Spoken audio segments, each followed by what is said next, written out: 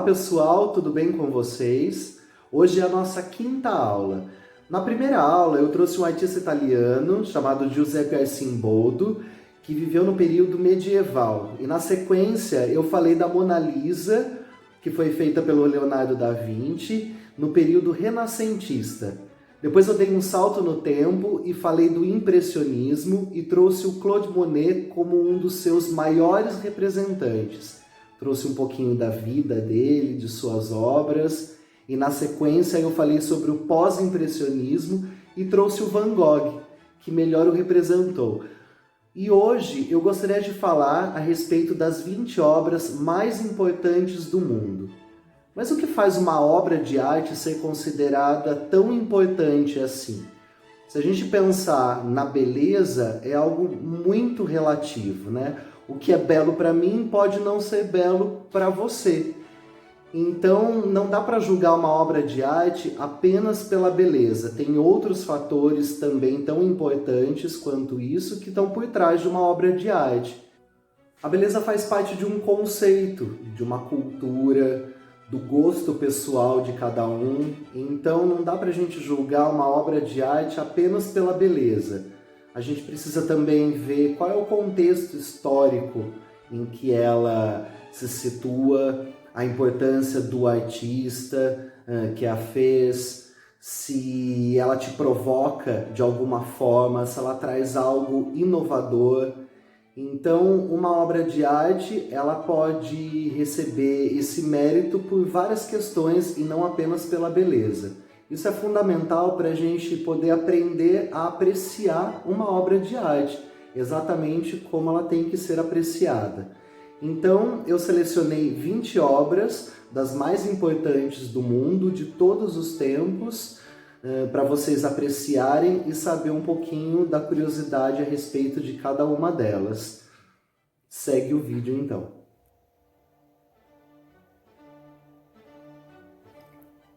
Essa escultura é a Vênus de Milo. O autor dela é desconhecido e ela data do século II antes de Cristo.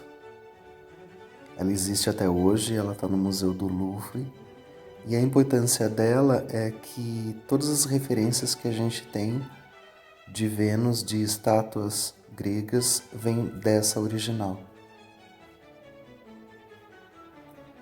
Esse quadro Nascimento de Vênus, de Botticelli, ele é de 1485. Ele é uma representação, até hoje, de uma alegoria muito bem executada, muito rica em detalhes, que expressa muito bem o renascentismo.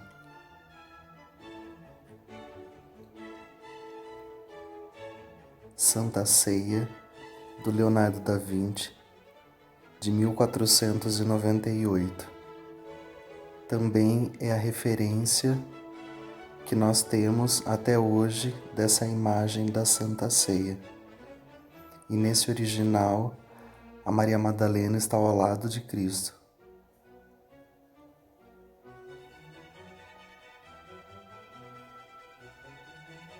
A Ressurreição de Cristo, de Rafael, de 1502. Esse quadro é muito importante para a história por conta da perspectiva. A perspectiva já era utilizada, mas ele descobriu outros ângulos, outros jogos cênicos e transcendeu no período renascentista com essa descoberta.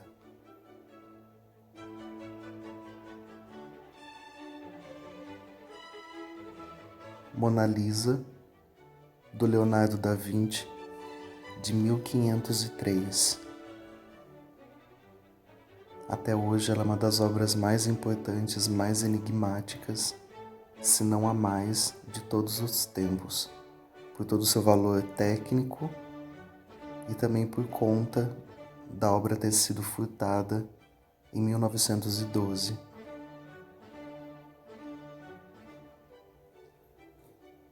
Atos da Criação, de Michelangelo, de 1511. Faz parte de uma pintura, um afresco na Capela Sistina, no Vaticano. Esse é o momento da criação em que Deus concede a vida a Adão.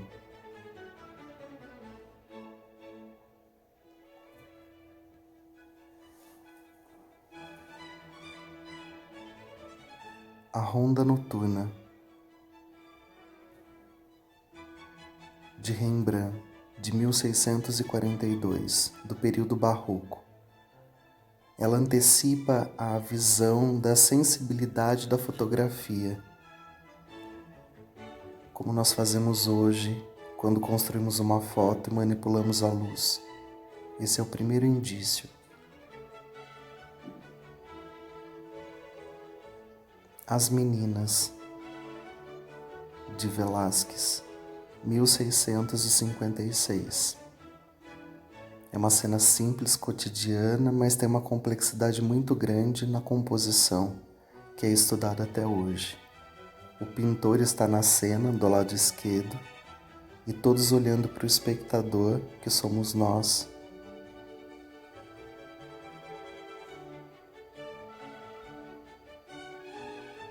Moça com brinco de pérolas,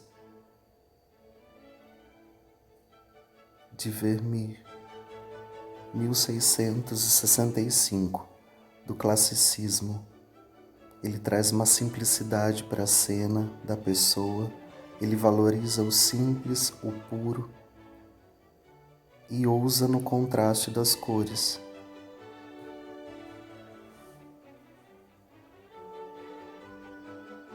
A liberdade guiando o povo, de Delacroix, 1830. Essa obra faz parte da comemoração da Revolução de Julho de 1830. É um simbolismo histórico muito forte representado pelos ideais republicanos e nacionalistas.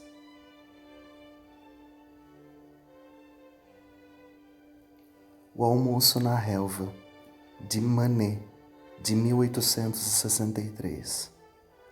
Essa obra foi um escândalo na época por conta dele colocar essa moça nua nesse almoço, fazendo uma crítica na época, dizendo que as obras anteriores de antigamente as pessoas eram nuas e ninguém se importava. Noite Estrelada, de Van Gogh, de 1889. Nesse quadro muito bem representado pelo pós-impressionismo e o simbolismo, Van Gogh cria essa imagem, essa cidade e coloca toda a sua perturbação nesse céu estrelado e o contraste que é a calmaria desse vilarejo. O Grito, de Munch, 1893. Essa obra também é do pós-impressionismo, mas já entrando no expressionismo, e é uma das obras mais angustiantes, mais expressiva da história da arte.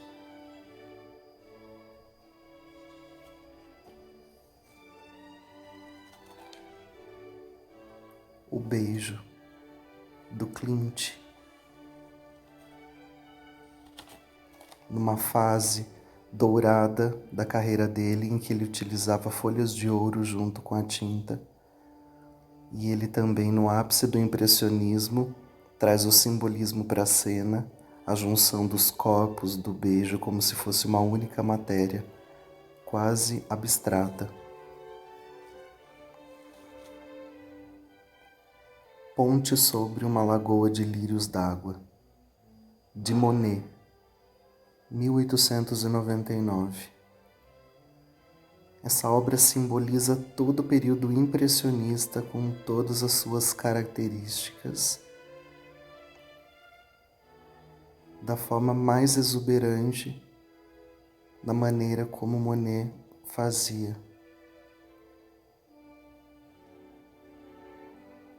O Pensador, de Rodin, 1904. Um homem em meditação, pensando, lutando contra uma força interna poderosa.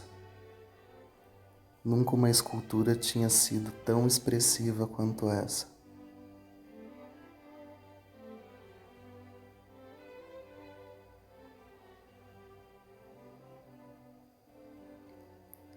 Primeira aquarela abstrata, de Kandinsky, 1910. Nesse quadro, o artista ele traz o retrato do interno, do interior, o que ele estava sentindo, quais eram as suas emoções.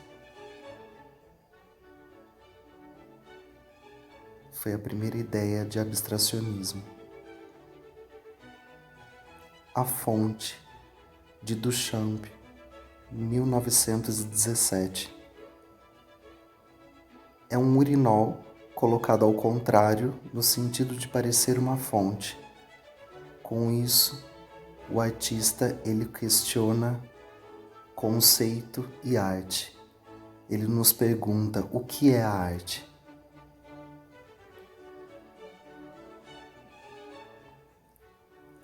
A persistência da memória,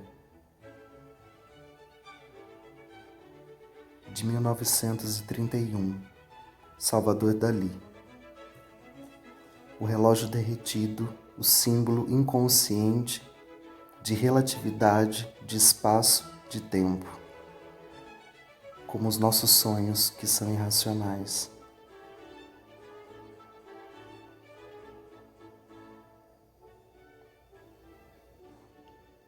Guernica, de Pablo Picasso, de 1937. Durante a Guerra Civil Espanhola, Guernica foi bombardeada pelos alemães nazistas, italianos fascistas. Essa obra é a maior representação anti-guerra da história.